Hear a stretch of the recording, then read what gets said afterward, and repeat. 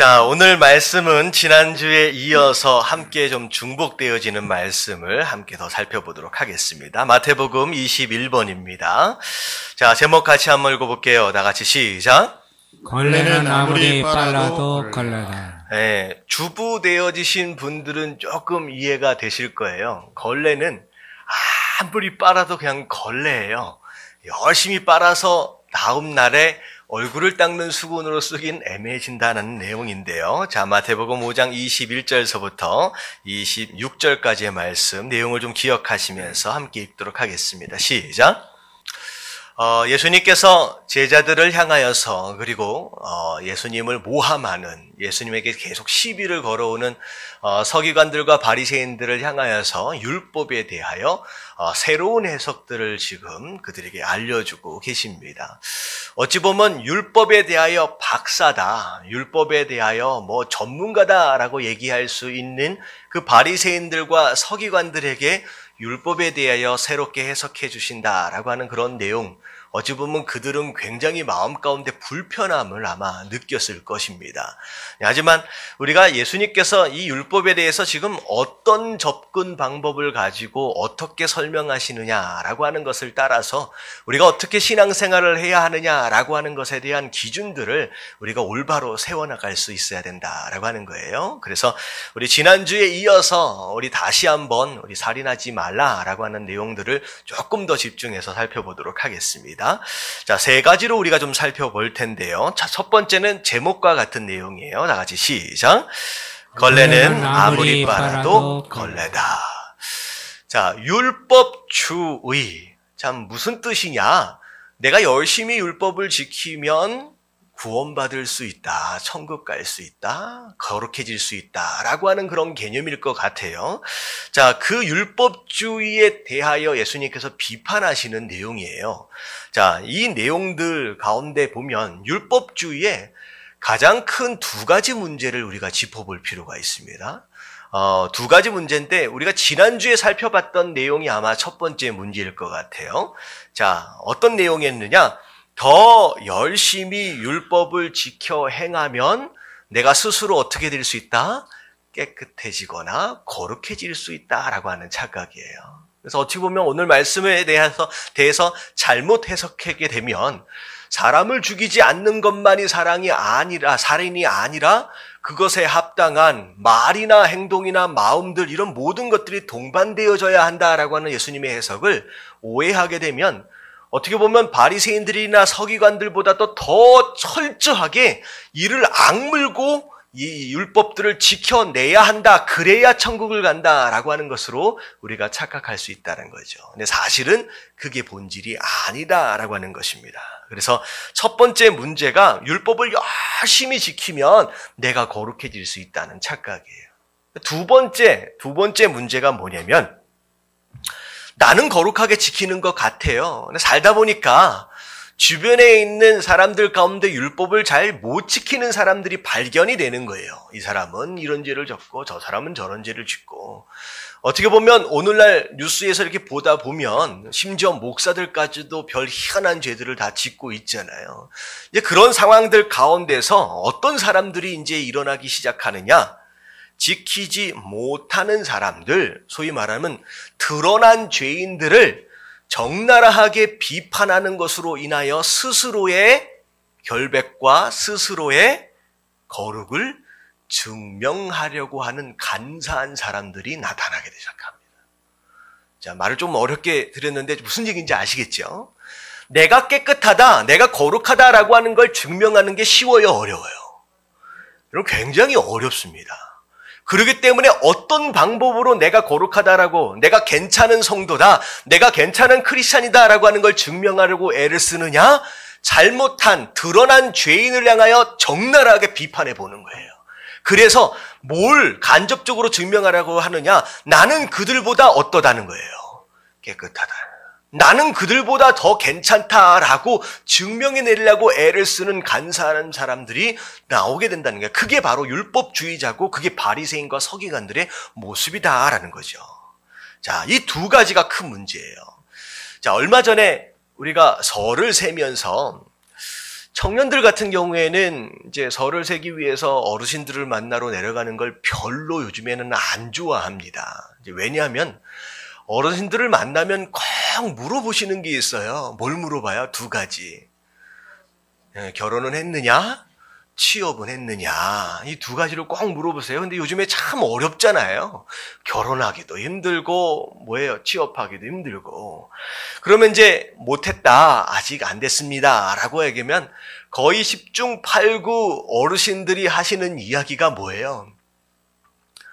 뉴스에 그런 얘기 나오더라고요. 어르신들의 10중 8구 이런 말씀을 하신대요. 조언으로서 더 열심히 해봐라.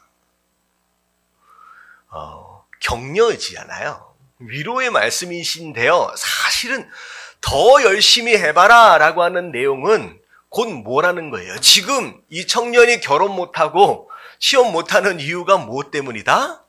열심히 하지 않았기 때문이라는 거예요. 근데 제가 어떤 뉴스를 보면서 비교를 하더라고요. 30년 전에 어떤 누군가가 취업을 하기 위해 필요했던 그 스펙이라 그러잖아요. 그리고 오늘날 우리 청년들이 취업하기 위해 필요한 어떤 스펙을 비교를 딱 했어요. 근데 그분은 이제 30년 전에 그분은요, 뭐 적당히 한 2류 정도 되는 그런 대학을 졸업하시고, 그리고 운전면허증이 있으시고, 자격증은 딱 운전면허증 하나밖에 없더라고요. 근데 이렇게 했더니만 지금 뭐 하고 계시느냐? 대기업의 이사로 계세요.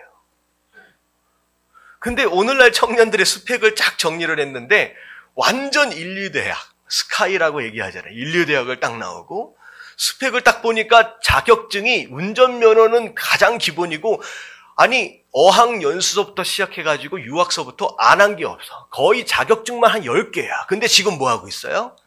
아직도 원서 쓰고 있어요. 어떻게 보면 과연 누가 얼마만큼 열심히 했기 때문에 지금 취업해서 지금 그 생활을 누리고 있느냐라고 했을 때 열심히 하라라고 하는 것이 정답일 수는 없다라는 거예요. 이 얘기를 말씀드리는 이유는 뭐냐면 신앙생활도 마찬가지예요. 무엇인가 열심히 하고 있는데 기대되어질 만한 열매들이 내 삶 가운데 맺어지지 않고 기대되어질 만한 결과가 눈에 보이지 않는다라고 했을 때, 내가 열심히 하지 않았기 때문이다 라고만 생각한다라고 한다면 어쩌면 우리가 잘못된 방향을 짚고 있는 것일 수 있다라고 하는 거죠. 그래서 더 열심히 하는 것도 너무 중요하고 너무 필요하지만 사실 더 중요한 게 뭐예요? 내가 제대로 방향을 잡았느냐라고 하는 것이 훨씬 더 중요한 것이라는 거예요. 그 서기관들이나 바리새인들처럼 그것 가지고는 천국 갈 수 없다 그러니까 내가 더 열심히 해야 되나 보다라고 하는 쪽으로 방향을 잡아서는 안 된다는 거죠. 예수님께서는 지금 율법의 근본적으로 본론에 대한 본질적인 어떤 개념들을 말씀하시면서 우리가 신앙생활의 방향을 제대로 잡아야 한다라고. 결국은 내가 스스로 열심히 노력하는 것으로 말미암아 율법을 다 지켜내는 것으로 말미암아 내가 구원받을 수 있다라고 착각하는 것은 하나님의 의가 아니라 누구의 의예요? 나의 의예요. 내 의로움으로 내가 구원받고 내 의로움으로 내가 거룩해질 수 있다라고 하는 착각. 그래서 우리 지난주에 마지막 말씀이 어떤 말씀이었어요? 로마서 10장 3절 말씀 같이 한번 읽어볼게요. 시작. 하나님의 의를 모르고 자기 의를 세우려고 힘써 하나님의 의에 복종하지 아니하였느니라. 네, 하나님의 의가 아니라 내가 열심히만 하면 구원받을 수 있지라고 하는 자기 의로 스스로를 깨끗하게 하려고 하는 그런 노력은 오히려 하나님의 의에 대하여 뭐 하는 것이다? 불순종하는 것이다 라고 말씀하고 계시는 거예요. 그래서 기독교 신앙은 아까 말씀을 드렸죠. 스스로를 청소하고 수리하는 것이 아니라 어떻게 하는 것이에요? 뭘 바꾸는 것이다? 주인을 바꾸는 거예요. 예수 그리스도로 하여금 내 삶의 주인 되도록 내 삶을 내어드리는 것으로 말미암아 누가 나를 경건하게 하고 청소하시는 것이다? 내 삶의 주인 되신 예수 그리스도가 내 삶을 청소하실 수 있도록 무너진 내 삶을 수리해 가실 수 있도록 내 삶을 내어드리는 것이 가장 기본적인 기독교의 핵심이다라는 거예요. 여러분 깨달아지시길 주님의 이름으로 축원합니다. 그리고 두 번째 문제가 뭐였어요? 다른 사람을 비판하고 판단하고 정죄하는 것으로 말미암아 스스로 깨끗해지려고, 스스로 깨끗한 것을 증명하려고 하는 사람들이라는 거예요. 자, 누가복음에 보면 바리새인들과 서기관의 기도가 있습니다. 자, 보면 바리새인이 하나님께 나와서 뭐라고 기도하는지 한번 보세요. 자, 서서 따로 기도해요. 따로 기도한다는 것은, 세리라고 하는 것은 죄인 중에 죄인이거든요. 이 바리새인이 기도한다 그랬을 때 나는 얘랑 같이 예배 드려서 된다 안 된다? 안 된다는 거예요. 난 얘랑 같지 않다는 거예요. 그래서 따로 떨어져서 기도합니다. 스스로 거룩하다라고. 그럼 뭐라고 기도해요? 뭐라고 기도해요? 하나님이여, 나는 다른 사람들, 곧 토색, 불의, 간음하는 자들과 같지 않다는 거예요. 얘랑은 다르다는 거예요. 이 세리와도 같지 아니함을 뭐한다? 감사한대요. 자, 모양새는 하나님 앞에 뭐하고 있는 것 같아요? 감사하는 것 같아요. 근데 기도 안의 내용을 싹 들여다보면 나의 거룩함을 누구랑 비교하고 있어요? 죄인 중에 죄인이다라고 얘기할 수 있는 이 세리랑 비교하는 것으로 말미암아 하나님, 나는 얘랑 같지 않아서, 나는 얘처럼 죄짓지 않아서, 나는 얘보다는 깨끗할 수 있어서 너무 감사하다라고 얘기를 하는 거예요. 거룩이 어쩌면 경건함이 어찌 누군가와 비교되어짐으로 증명할 수 있는 거죠. 그리고 심지어 뭐라고 얘기해요? 나는 7일 동안 2번이나 금식하고 있대요. 소득의 11조도 열심히 드리고 있대요. 할 수 있는 것 최선을 다하여 하고 있대요. 결국은 그러므로 나는 어떤 사람이다? 나는 깨끗하고 거룩한 사람이라는 거예요. 근데 중요한 건 뭐냐면, 여러분 여기 안에서 나타나는 하나님의 의는 있어요, 없어요? 여러분 하나님이 하시는 일이 여기 안에 있어요, 없어요? 여기 안에서의 주어는 다 누구예요? 나는이에요. 나는 그런 죄를 짓지 않았고, 나는 해야 할 것들을 다 했고, 나는 율법들을 다 지켰고, 나는 예배를 다 나왔고, 내가 다 했다는 거예요. 하나님이 이 삶 가운데 하실 만한 일이 있어요, 없어요? 없어요. 이 사람에게 있어서 하나님은 필요 없는 사람, 필요 없는 분이 되는 거예요. 근데 반대로 세리는 뭐라고 기도하는지 한번 보세요. 다 같이 한번 읽어볼게요. 자, 세리는 시작. 세리는 멀리 서서 감히 눈을 들어 하나님을 쳐다보지도 못하고 다만 가슴을 치며 이르되 하나님이여 불쌍히 여기소서, 나는 죄인이로소이다 하였느니라. 여러분들 이 세리의 기도에서의 주어는 아무것도 없어요. 그냥 나는 뭐라는 거예요? 나는 죄인입니다. 하나님 나를 불쌍히 여겨주시옵소서. 나는 거룩하게 살 만한 능력도 없고 실력도 없습니다. 그렇게 살아보지도 못했고, 열심히 예배를 드리지도 못했고, 11조도 제대로 해본 적도 없고, 나는 아무것도 할 수 없는 불쌍한 사람입니다 라는 거예요. 근데 중요한 건 뭐냐면, 이 사람이 할 수 있는 게 아무것도 없다라고 하는 것으로 말미암아 이 사람 인생 가운데서 하나님이 하실 일이 있어요, 없어요? 엄청 많은 거예요. 여러분, 하나님의 사람과 하나님의 사람이 아닌 사람을 뭘로 구별할 수 있느냐? 하나님이 이 인생을 통하여 하실 일이 많냐 아니면 없느냐라고 하는 거예요.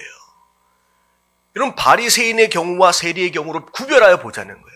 바리새인의 인생 가운데 하나님이 하실 일이 있어요, 없어요? 아무것도 없는 거예요. 하지만 세리의 인생 가운데는 하실 일이 너무 많아요. 그래서 예수님 뭐라고 말씀하세요? 의인은 누굴 위해 필요해요? 병자를 위해서 필요하대요. 내가 죄인들을 위해서 왔다라는 거예요. 나는 아무 죄도 없고 나는 깨끗하다라고 하는 사람에게 예수 그리스도가 어찌 필요할 수 있고, 나는 건강하다라고 하는 사람들에게 어찌 의원이 필요할 수 있겠느냐는 거죠. 여러분은 내가 어떻게 살았다, 내가 얼마나 깨끗하다라고 하는 것이 중요한 게 아니라 하나님, 내 삶 가운데 하나님이 하셔야 할 일들이 너무 많습니다라고 하는 바로 그 모습이 진짜 겸손이고요. 여러분, 그 가운데 하나님께서 역사하시는 줄로 믿습니다. 그래서 누가복음 18장 14절에 예수님 뭐라고 말씀하세요? 다 같이 한번 읽어볼게요. 시작. 내가 너희에게 이르노니 이에 저 바리새인이 아니고 이 사람이 의롭다 하심을 받고 그의 집으로 내려갔느니라. 무릇 자기를 높이는 자는 낮아지고 자기를 낮추는 자는 높아지리라 하시니라. 자, 예수님 뭐라고 평가하시냐? 누가 의인이래요? 세리가 의인이래요. 분명히 바리새인은 자기가 의인인 줄 알았어요. 그래서 그렇게 기도했고요. 근데 하나님 뭐라고 말씀하시냐? 걔가 바리새인이 의인이 아니라 바로 오히려 세리가 의인이다라고 말씀하시는 거예요. 바리새인이 세리를 정죄할 수 있어요, 없어요? 없어요. 예수님은 세리가 의인이래요. 의인되지 못한 자가 어떻게 의인을 정죄하거나 판단할 수 있겠느냐라는 거죠. 여러분, 예수님 당시에 가장 책망을 많이 들었던 사람들의 부류가 어떤 사람입니까? 여러분들 율법을 지키지 못했던 사람들이 아니에요. 세리와 죄인들이나 창녀처럼 그 당시에 죄인들이 예수님으로부터 책망을 받았던 것이 아니라 오히려 어떤 사람이 책망을 받았느냐? 나는 율법을 지켜서 나는 깨끗하다라고 스스로 의롭다 여기는 그 바리새인들과 서기관이 오히려 책망을 더 많이 들었습니다. 제가 이 말씀을 계속 드리는 이유가 뭐냐면 누군가의 죄를 향하여서 우리가 쉽게 손가락질하거나 비판할 수 있다 없다? 없어요. 없다는 거예요. 그럼 다윗 왕과 사울 왕을 한번 비교해 보자고요. 좀 표현하기 좀 어색하지만 누가 더 나쁜 놈이에요? 누가 더 나쁜 놈이에요? 여러분, 인간적인 기준으로 보면 다윗은요, 오늘날 그 죄의 정도를 봐서는 매장되는 게 맞습니다. 그렇잖아요. 아무리 왕이지만 어떻게 했어요? 자기 장군, 자기를 위해서 목숨을 걸고 전쟁터에 나가 있는 자기 수하의 아내를 데려다가 간음해요. 데려다 자요. 근데 아이가 가져진 것이 깨달아지면서 어떻게 해요? 야, 그 남편을 죽여야 되겠다. 그래서 전쟁터 제일 앞에다가 선봉으로 세워가지고 죽입니다. 그리고 어떻게 해요? 조금 있다가 그 아내를 데려다가 아내 삼아요. 여러분, 이런 일이 어떤 지도자가 그런 일을 했다라고 생각해 보십시오. 여러분, 오늘날에도 살아남지 못합니다. 근데 재밌는 건 뭐냐면 하나님은 다윗을 향하여 뭐라고 평가하세요? 야, 내 마음에 합한 자래요. 여러분, 사울의 죄는 무슨 죄를 지었어요? 전쟁터에 나갈 때 남녀노소 그 안에 있는 모든 짐승들까지를 다 죽이래요. 너무 잔인하잖아요. 근데 사울이 전쟁에 이겼어요. 근데 백성들이 하는 얘기가 뭐예요? 우와, 너무 양도 좋아 보이고 소도 너무 좋아 보여. 토실토실. 야, 이거 가져가면 전리품으로 가져가서 일부 뭐 하자는 거예요? 하나님께 예물로 드리면 얼마나 좋겠습니까? 그리고 이 좋은 것들을 죽이면 뭐예요? 낭비잖아요. 가져가는 게 얼마나 좋겠습니까? 사실은 사울 같은 경우에는 백성들과 뭘 되게 잘한 사람이에요. 소위 말하는 소통을 엄청 잘한 사람이에요. 누가 인기가 많아요? 사울이 인기 많을 거예요. 근데 중요한 건 뭐냐면 하나님은 사울을 버렸대요. 죄의 정도가 아니에요. 내가 얼마나 깨끗하냐라고 하는 것은 문제의 핵심이 아니다는 거예요. 여러분들, 걸레는 다 걸레예요. 자, 우리 모두가 다 뭐예요? 여러분들, 이사야서 64장 6절 말씀, 이런 말씀이 있어요. 같이 한번 읽어볼게요. 시작. 우리는 다 부정한 자 같아서 우리의 의는 다 더러운 옷 같아요. 자, 여기까지요. 우리는 다 예외가 없대요. 다 부정하대요.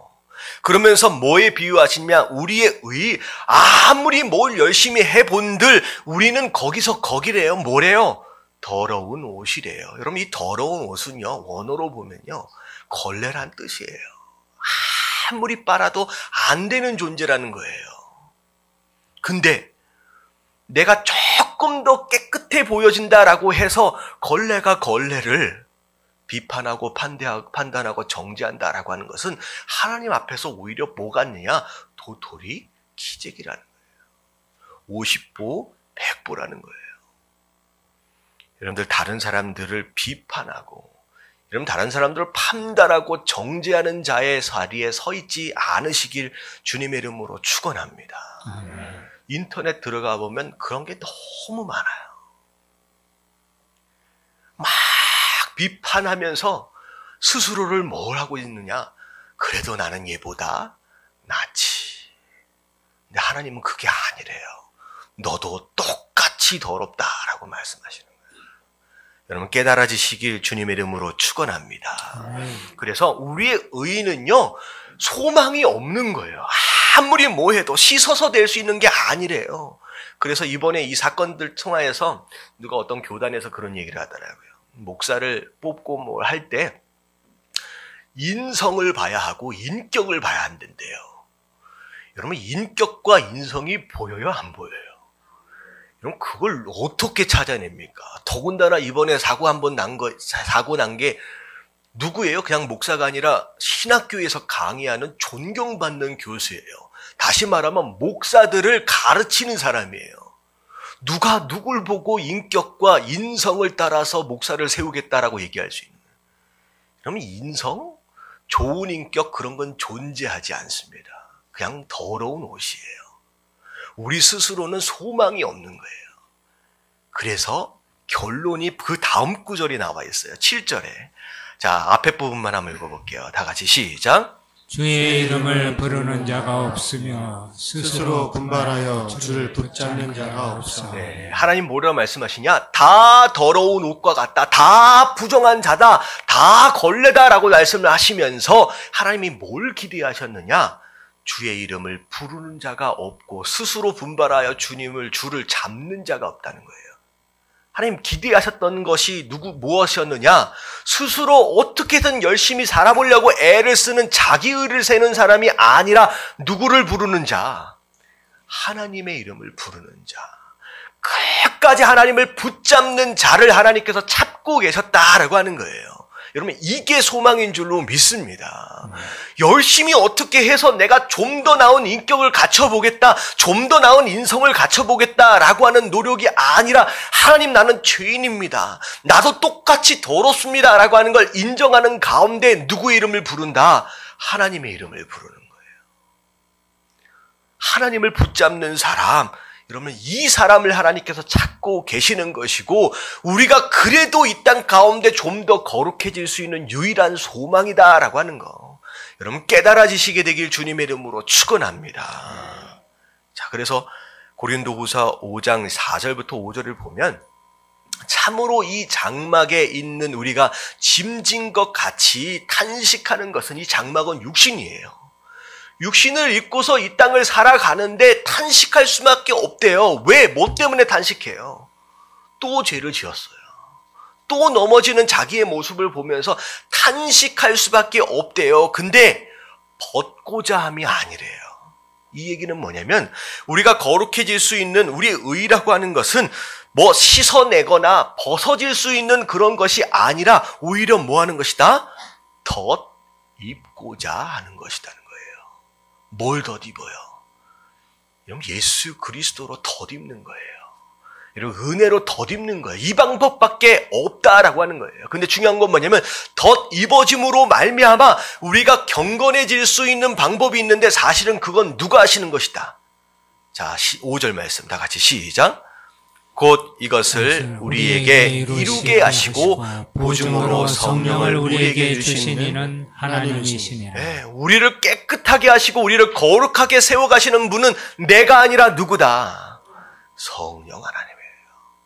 결국은 방법은 뭐밖에 없어요? 무엇 충만? 성령 충만밖에 없어요. 그래서 첫 번째 말씀은 이런 거예요. 걸레는 씻어도 어쩔 수 없이 걸레예요. 그리고 걸레가 걸레를 향하여 비판할 수 없습니다. 여러분들 이런저런 이야기들, 참 마음 아픈 일들이 주변 가운데 많이 있는데 여러분들 오히려 그들을 위해서 기도함과 동시에 하나님, 나도 어느 순간 저렇게 넘어질 수 있고 자빠질 수 있는 똑같은 죄인입니다 라고 스스로 겸손해짐으로 하나님 앞에 나아가실 수 있는 저와 여러분들 되어지시길 주님의 이름으로 축원합니다. 자, 이게 첫 번째예요. 그래서 우리 성도들은요, 교회가 어떤 일이 있고 목사가 어떤 일이 있고 여러분들 그런 것에 비판하는 것에 절대 앞장서지 마십시오. 왜냐하면 한 몸이에요. 결국은 누워서 뭐 하는 거랑 똑같아요. 누워서 침 뱉기랑 똑같아요. 그리고 우리라고 다를 게 없습니다. 우리랑 다를 게 없어요. 그런 상황과 그런 자리에 다만 하나님의 은혜로 있지 않아서 그나마 이 모습을 유지하고 있죠. 그리고 어쩌면 걸리지 않았을 뿐이에요. 스스로 인정할 수 있는 저와 여러분들 되시길 주님의 이름으로 축원합니다. 자, 두 번째가 무엇이냐? 살인하지 말라. 예수님 말씀하시는데 다 같이 한번 읽어볼게요. 시작. 내 것이 소중하면 남의 것도 소중하다. 여러분, 목숨이 소중하면 남의 목숨도 소중한 줄로 믿습니다. 근데 오늘 말씀을 보면 단순하게 사람을 죽이지 말라에 멈추지 않습니다. 예수님 뭐라고 말씀하세요? 노하지도 말래요. 화를 내서 분노해서 누군가의 마음을 아프게 하는 것도 살인이래요. 라가라고 하는 것은 무슨 뜻이에요? 쓸모없는 사람, 바보, 멍충이란 뜻이에요. 이런 식으로 누군가를 판단하고 정죄하지 말래요. 미련한 놈이다. 너는 소망이 없다 라고 얘기하지 말래요. 그런 식으로 누군가의 인격과 누군가의 마음을, 자존심을 상하게 하지 말래요. 왜냐하면 여러분들이 자존심이 중요하잖아요. 여러분들이 인격도 중요하고 내 감정도 중요하게 생각하는 것처럼 누군가의 감정도, 누군가의 자존심도 소중하다라고 하는 거예요. 함께 모두가 다 서로를 소중하게 여길 수 있는 저와 여러분들 되어지시길 주님의 이름으로 축원합니다. 많은 사람들을 만나다 보면 취향들이 참 독특한 것을 우리가 발견하게 돼요. 먹는 음식도 참 다양한 것 같아요. 나는 분명히 이게 맛있는데 누군가는 맛이 없대요. 참 다양합니다. 제 딸아이가 한국 나이로 12살인데 저는 아이들 중에 짜장면을 싫어하는 아이를 처음 봤어요. 제가 어렸을 때 짜장면 가격이 한 400원, 500원 했던 기억이 좀 있습니다. 네. 짜장면 가격이 얼마였다라고 하는 것을 기억하는 정도에 따라서 세대를 구별할 수 있다더라고요. 그래서 막 200원일 때도 있었고. 근데 저는 한 400원, 500원 대가 이제 기억이 나요. 근데 짜장면은 그야말로 하늘이 주신 음식이잖아요. 아이 때는 너무 행복하잖아요. 그래서 짜장면은 정말 특별한 일이 있으면 먹고, 자, 졸업식이나 입학식이 되면 짜장면에다가 뭐가 따라와요?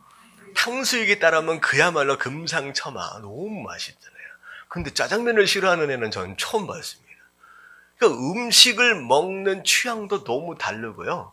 옷 입는 것을 보면요, 참 다양해요. 야, 이게 쇼핑을 하다 보면 저런 옷은 누가 입을까? 라고 싶어지는 옷들이 좀 걸려 있는데 다니다 보면 실제로 입고 다녀. 그 너무 신기해요. 옆에 한번 봐보세요. 옷 입는 스타일은. 여러분, 다르다라고 하는 것을 사실 인정하는 게 굉장히 중요합니다. 대부분 가정의 불화와 더불어 어떤 이혼의 아픔들을 많이 경험하고 있는 요즘 시대, 대표적인 원인과 이유가 뭐냐? 성격이 다르대요.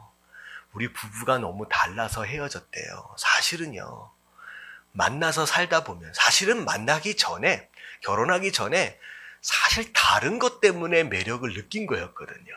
여러분들 연애할 때 기억나세요? 하도 오래돼서. 네, 내 남편이 나랑 다른 것 때문에 매력을 느꼈어요. 근데 그래서 좋아했거든요. 그래서 결혼했어요. 근데 살다 보니 다른 게 이제 뭐가 되고 있어요? 짐이 되어지는 거예요. 그래서 헤어지는 사람이 많습니다. 근데 인간 사이의 관계 안에서 하나님은요, 우리 인생들을 다 다르게 만드셨어요. 일부러. 어떤 사람은 이걸 좋아하면 어떤 사람은 이걸 싫어합니다. 어떤 사람은 이걸 잘하면 이걸 또 못해요. 다양하게 만드셨어요. 근데 중요한 건 뭐냐면 다 다른 사람들끼리 함께 살아가려면 서로 다양한 것들에 대하여 뭐 해줄 수 있어야 된다? 인정해주고 존중해줄 수 있어야 됩니다. 나랑 다르다라고 해서 무시해서는 안 된다는 거예요. 나랑 다르다라고 해서 깔보아서는 안 된다라고 하는 거예요. 결국은 그 마음이 점점 발전하다 보면 어떻게 되는 거예요? 그의 마음을 아프게 만들고 심지어 뭐도 할 수 있다는 거예요? 살인까지도 가능해진다라고 하는 거예요. 그럼 다 똑같다라고 하는 거예요. 다 똑같은 걸 좋아한다라고 한다면. 그래서 저희 가정은 참 행복합니다. 너무 달라요. 음식 먹는 게. 그래서 저희 와이프랑 교제할 때 저는 그게 예의가 없는 건지 몰랐어요. 미국에 가면 북창동 순두부가 여기도 있더라고요. 그럼 가면 이만한 큰 뭐죠? 무슨 그릇이 뚝배기에다가 잔뜩 나와요. 야, 이걸 혼자서 어떻게 먹을까? 근데 참 감사한 게 뭐냐면 저는 건더기를 좋아하고 제 와이프는 국물을 좋아해요. 그래서 어떻게 하면 되냐면 딱 한 그릇을 시키고 밥 한 공기만 추가하면요, 마음껏 먹고도 남습니다. 만약에 둘이 건더기를 같이 좋아한다라고 한다면 어떻게 되겠습니까? 싸우잖아요. 둘이 국물을 좋아하게 된다면 서로 어려워지는 거예요. 근데 저희 딸아이가 딱 태어나고 나서 누굴 닮기 시작했냐? 저의 아내를 닮기 시작했어요. 둘 다 국물을 좋아해요. 그래서 결국은 국을 다 따로 시킬 수밖에 없는 상황이 벌어지는 거예요. 이러면 다 다양하게 만드셨어요. 이 얘기는 뭐냐면 서로 다양한 것과 서로 차이 있는 것들을 존중해주고 인정해줄 수 있을 때, 소중히 여겨질 수 있을 때 그때 행복해질 수 있다라고 하는 거예요. 여러분 좌우에 계신 분들에게 이렇게 한번 인사했으면 좋겠습니다. 당신은 소중합니다. 시작. 당신은 소중합니다. 의견도 마찬가지고 스타일도 마찬가지고 취향도 마찬가지고 나랑 다르다 해서 무시하지 마시고 판단하지 마시고 인정해 줄 수 있고 받아들일 수 있는 바로 그것이 사랑인 줄로 믿습니다. 그래서 결국은 살인하지 말라라고 하는 것을 예수님께서 적극적이고 확대하여 해석하시는 것이 무엇이냐? 서로의 다른 것들까지도 다 어떻게 줄 수 있어야 된다? 사랑해 줄 수 있어야 된다. 좀 모자래 보이는 어떤 그런 모습들까지도 사랑해 줄 수 있어야 된다라고 하는 거예요. 여러분 그렇게 할 수 있을 때 우리 가정이 더 행복해지고 우리 인간관계가 더 아름답고 온전해질 수 있는 줄로 믿습니다. 아멘. 자, 세 번째입니다. 다 같이 한번 읽어볼게요. 시작. 매인 것을 자, 다 같이. 매인 것을 풀어야 복을 받는다. 자, 세 번째가 뭐냐면 매인 것을 풀어야 복을 받는데요. 자, 오늘 말씀을 보니까 자, 23절에 보니까 그러므로 예물을 제단에 드리려다가 자, 하나님께 예배를 드리러 지금 온 거예요. 근데 갑자기 형제에게 원방을 들을 만한 일들이 생각이 났대요. 아, 내가 누군가의 마음을 아프게 했다든지 실수로 누군가를 어렵게 했던 일이 생각이 난 거예요. 그래서 용서받아야 할 일이 만약에 생각이 난다라고 한다면 자, 예배를 드리고 가라 그랬어요? 아니면 먼저 가서 해결해라 그랬어요? 왜 먼저 가서 그 문제를 해결하고 와서 예배를 드리래요? 이 얘기는 예배가 그 형제와의 관계 둘 사이에 예배가 덜 중요해서일까요? 그렇지 않아요. 여러분, 하나님과의 관계 그리고 예배보다 중요한 건 없습니다. 근데 중요한 건 뭐냐면 이 예배를 잠시 멈추고라도 그 문제를 먼저 해결하라 라고 하시는 의도는 뭐냐면 사람과의 관계가 온전하지 못하면 여러분 하나님과의 관계도 온전해질 수 없다라는 거예요. 다시 말하면 예배만 잘 드린다고 신앙생활을 잘 드리는 것이냐, 잘하는 것이냐? 그렇지 않다는 거예요. 우리 안에 있어지는 모든 인간관계가 굉장히 중요하다라고 예수님 말씀하십니다. 그래서 마태복음 18장 18절 말씀에 이런 말씀이 있습니다. 자, 다 같이 한번 읽어볼게요. 시작. 진실로 너에게 이르노니 무엇이든지 너희가 땅에서 매면 하늘에서도 매일 것이요 무엇이든지 땅에서 풀면 하늘에서도 풀리랴. 네, 땅에서 매고 땅에서 풀린다라고 하는 이 개념은 우리 인간들 사이 가운데의 관계예요. 그리고 하늘에서 매이고 하늘에서 풀린다라고 하는 것은 하나님과 우리와의 관계입니다. 그런데 인간 사이의 관계, 우리 교우들과의 관계, 우리 가정 안에서의 구성원들과의 관계 안에서 만약에 매인 것이 있다, 붙잡힌 것이 있다라고 한다면 여기 안에서 끝나는 것이 아니라 어디에서도 매어진다? 하늘에서도 매어진대요. 복을 받아요, 못 받아요? 그럼 못 받는 거예요. 여러분, 예배를 열심히 드리는데 사실은 예배를 통하여 우리가 복을 받아야 되거든요. 근데 아무리 예배를 열심히 드려도 이상하게 복을 못 누려. 그러면 뭐에 문제가 있는 경우가 있느냐? 인간 사이의 관계에 문제가 있는 거예요. 아직 풀리지 않은 무엇인가가 있는 경우가 많이 있다는 거예요. 그래서 하나님 뭐라고 말씀하시냐? 이 예배를 통하여 진정한 복을 네가 받고 누리길 원하느냐? 먼저 뭘 풀어라? 너희 사이에 매여 있는 걸 풀어라는 거예요. 그래야 내가 풀어주겠다는 거예요. 여러분, 복 받기 원하시는 분 아멘 하십시다. 여러분, 우리는 복을 받아야 되잖아요. 근데 이 복을 받고 누리려면 예배도 중요하지만 뭘 풀어야 된다? 우리 사이에 매인 것이 반드시 풀어져야 한다는 거예요. 자, 옛날 영화예요. 여러분, 밀양이라고 하는 영화를 혹시 보신 적이 있는지 모르겠는데, 이 전도연 씨하고 송강호 씨가 나오는, 그럼 제가 가끔 예를 드는 내용입니다. 자, 이 영화를 못 보신 분을 위해서 간단하게 설명을 좀 드릴게요. 이 전도연이 남편이 없어요. 혼자 아이를 키워요. 아들내미 하나 키우는데, 시골 동네에 이제 낯설은 동네에 가서 아이를 열심히 키웁니다. 근데 이 아이가 유괴를 당해요. 근데 유괴범이 이 아이를 데려다가 결국은 죽이게 됩니다. 근데 이 어머니 입장에서 사실은 시골 동네 내려와서 누구만 바라보고 산 거예요? 이 아들내미 하나만 바라보고 산 거예요. 근데 이 아들내미가 유괴당하고 그리고 죽었다. 그러면 완전히 소망이 없어진 거잖아요. 얼마나 마음이 아팠겠습니까? 근데 그 상황 가운데 이 엄마가 교회를 가게 돼요. 믿음을 갖게 됩니다. 그러면서 은혜를 받아요. 그러면서 무슨 생각을 했느냐? 내 아이를 죽인 그 살인범, 유괴범이 지금 감옥에 갇혀 있거든요. 교도소에. 아, 내가 저 사람을 용서해야 되겠다. 라고 하는 마음을 갖는 거예요. 그러면 그건 굉장히 큰 결단이거든요. 그래서 아, 내가 이 사람을 용서해야지라고 마음을 크게 먹고서 교도소에 면회를 갑니다. 그랬는데 황당한 장면이 벌어지는 거예요. 교도소에 갇혀있는 그 살인범이 딱 나올 때 너무 환한 얼굴로 나오는 거예요. 환한 얼굴로 나오면서 뭐라 그래요? 자기도 사실은 교도소 안에서 하나님을 만났대요. 그리고서 하는 얘기가 뭐냐면 하나님께서 자기의 죄를 모두 용서하셨습니다. 라고 얘기를 하는 거예요. 그랬을 때 이 엄마가 충격을 받아요, 안 받아요? 사실은 어떤 것을 기대하고 갔을 것 같아요? 미안해요. 죄송합니다. 용서해 주세요. 라고 하는 그 모습을 기대하고 갔는데 이미 자기는 어떻게 했다? 나는 다 용서를 받았다. 라고 아주 천사 같은 얼굴로 그렇게 얘기를 하는 거예요. 이 전도연이 정말로 믿음으로 용서를 하러 갔다가 크게 상처를 입고 뭐라고 얘기하느냐?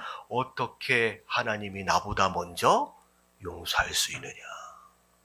내가 아직 용서하지 못했는데 어떻게 하나님이 나보다 더 먼저 용서할 수 있느냐라고 주저앉아 우는 모습이 이 장면인 것 같아요. 여러분 무슨 얘기인지 아시겠죠? 여러분 살인범이 하나님 만났어요. 여러분 하나님이 그의 죄를 용서하시는 게 맞아요, 틀려요? 맞습니다. 근데 중요한 건 뭐냐면 이 살인범은 일단 하나님께 죄인임을 고백하고 회개하는 것으로 인하여 하나님과의 관계는 해결했지만 실제적으로 내가 죄를 범하는 것으로 말미암아 누군가의 마음을 아프게 했다, 힘들게 했다, 실제로 죄를 당한 그 당사자는 해결이 된 거예요, 안 된 거예요? 안 된 거예요. 결국은 이 회개와 용서는 완전한 거예요, 뭐예요? 불완전한 거예요. 반쪽짜리라는 거예요. 근데 많은 성도들이 이거에 대하여 오해하고 있는 거예요.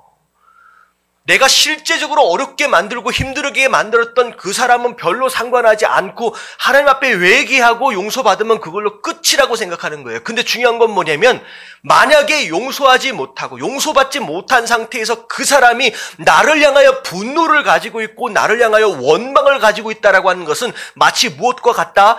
땅에 매여 있는 것 같다는 거예요. 그래서 결국은 아무리 예배를 드려본들 하늘이 풀려요, 안 풀려요? 안 풀린대요. 그래 하나님 뭐라고 말씀하시냐? 진짜 네가 드리는 예배가 복이 되기 원하느냐? 네가 용서받아야 할 것과 네가 용서해야 할 이 땅 안에서의 묶인 것들을 반드시 풀어버리고 와라는 거예요. 그래야 그 예배가 진정한 온전한 예배가 되어질 수 있다라고 하는 거예요. 그럼 매여있는 것을 반드시 풀어버리시길 주님의 이름으로 축원합니다. 여러분들, 내가 매인 것이 있고요, 내가 맨 것이 있어요. 내가 맨 것이라고 하는 것은 내가 아직까지도 용서하지 못한 누군가가 있다라고 한다면 반드시 용서하십시오. 그건 내가 맨 거예요. 여러분들조차도 복을 못 받습니다. 그걸 풀어야 된다라고. 그리고 누군가가 나를 메고 있는 것이 있다라고 한다면 지금 오늘 말씀해 보니까 어떻게 하래요? 길가를 가다가 그 사람을 만나면 지나쳐라. 어떻게 하라? 그 자리에서 사죄하래요. 그 자리에서 갚으래요.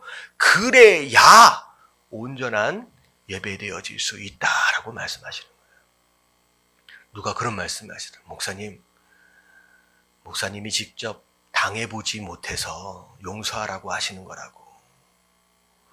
마치 누군가를 용서하는 것 자체가 용서하는 그 사람을 위해서 용서하는 것처럼 여겨질 수 있지만 사실은 누굴 위한 용서예요? 나를 위한 용서예요. 제가 자주 말씀드리잖아요. 남편에 대해서. 남편이 젊었을 때 술만 마시면 그렇게 집에 와서 때리고 힘들게 했대요. 그래서 아내 되신 분이 이를 악물고 언제를 기다렸어요? 죽길 기다리면 안 되지. 늙기만 해봐라. 내가 복수해야지. 여러분, 남편들 조심하시길 주님의 이름으로 축원합니다. 여러분, 늙으면요 여자는 더 강해지더라고요. 남자 눈치 보며 살아야 됩니다, 나중에. 근데 나중에 어떻게 됐냐, 그 남편이 교통사고로 하반신 불구가 돼버렸어요. 일어나질 못하는 거예요. 그러면 너무 고소할 줄 알았어요. 내 인생 망쳐놓은 저 남편, 저 왼수 같은 남편, 꼴 좋다, 너무 신나고 너무 고소할 줄 알았는데 아니에요. 너무 신기한 게 뭐냐면 그 집사님이 설교 말씀을 듣는데 목사님이 계속 용서하래요. 목사님이 안 당해봐서 몰라요. 절대 용서할 수 없어요. 근데 참 재밌는 건 그 집사님이 만성적으로 가지고 있는 두통과 이 가슴앓이가 있더래요. 뭘 먹어도 소화가 안 돼. 머리가 너무 아프고. 근데 한동안은 방 안에 딱 앉아 있는데 방바닥에 탁 누워있는 자기 남편, 반신불구가 돼서 누워있는 자기 남편을 딱 보면서 그런 마음이 들더래요. 불쌍한 마음. 그래서 그냥 내가 용서해야 되겠다. 그래가지고 옆으로 탁 삐죽삐죽 갔대요. 그러면서 뭐라 그랬어요? 내가 당신을 용서할게요 라고 하려고 입을 벌렸는데 순간적으로 입에서 무슨 얘기가 나왔느냐? 여보, 내가 미안해. 근데 용서하려고 말을 했는데 내가 미안해 라고 얘기해요. 그러니까 누워있던 남편이 딱 듣더니만 뭐라 그래요? 당신이 미안한 게 뭐가 있는데? 그 다음부터 대화가 필요하지 않아요. 두 부부가 끌어안고 울었어요. 자연스럽게 용서가 막 되는. 근데 재밌는 게 뭐냐면, 신기한 게 뭐냐면 10년, 20년 가슴앓이하고 그 두통 때문에 맨날 약 먹던 그게 안고 우는 순간 어떻게 되느냐? 아니, 이 채찍이 확 내려가는 것처럼 뻥 뚫어져서 내려가는 걸 경험하는 거예요. 건강해졌어요. 여러분, 용서는 그런 거예요. 여러분들 혹시 10년, 20년 동안 낫지 않는 두통과 가슴앓이가 혹시 있으신 분들은 여러분 찾아봐야 합니다. 내가 용서하지 못하고 내가 용서받지 못한 것이 있다라고 한다면 여러분 그것을 풀어야 여러분 복을 받는다라고 하는 거예요. 여러분 빨리빨리 풀어내시고 여러분 해결하시는 것으로 말미암아 하늘로부터 내려오는 그 은혜와 충만, 은혜와 축복들을 마음껏 누릴 수 있는 저와 여러분들 되어지시길 주님의 이름으로 축원합니다. 아멘. 자, 그래서 자 정리할게요. 자, 살인하지 말라. 자, 우리도 똑같이 죄를 지을 수밖에 없는 연약한 사람들입니다. 아무리 빨아도 깨끗해지지 않아요. 아무리 어떻게 보면 걸레가 걸레를 정죄하거나 비판할 수 없는 것처럼 누군가의 연약함과 누군가의 죄에 대하여 여러분 쉽게 판단하거나 정죄하는 자리에 서지 않으시는 저와 여러분들 되시길 주님의 이름으로 축원합니다. 그리고 서로를 소중하게 여겨주세요. 나랑 다르다라고 해서 여러분 무시하지 마시고 의견이든 스타일이든 그 사람의 인격 자체를 존중해 주시고 소중하게 여겨주십시오. 그게 진정한 사랑의 모습입니다. 그리고 용서해야 할 것과 용서받아야 할 것들을 이 땅에 매인 것들을 풀어버리십시오. 그래야 복을 받습니다. 그래서 이 모든 것들 다 풀어버리시고 온전히 세워짐으로 말미암아 하나님께서 약속하신 그 은혜와 축복들을 마음껏 누리시는 저와 여러분들 되어주시길 주님의 이름으로 축원합니다.